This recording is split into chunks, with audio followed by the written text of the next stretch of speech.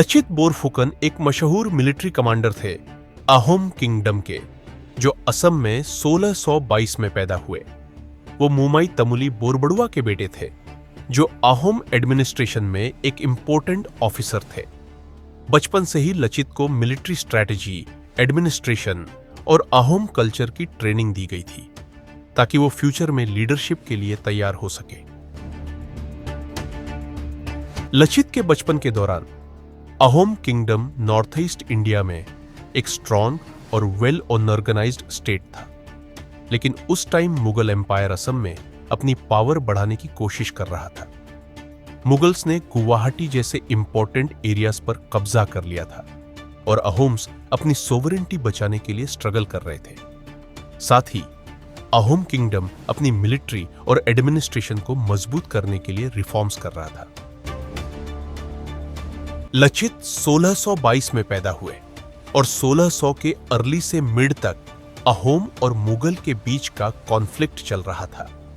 यही पीरियड था जब लचित अपनी मिलिट्री लीडरशिप के लिए उभर रहे थे, खासकर 1660 के।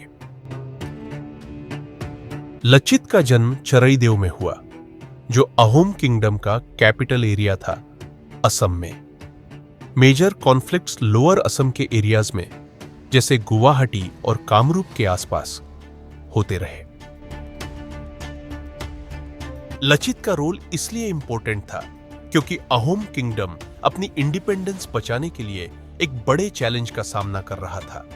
उनकी लीडरशिप ने बाद में अहोम को अपनी टेरिटोरीज वापस लेने और अपने देश की रक्षा करने में मदद की।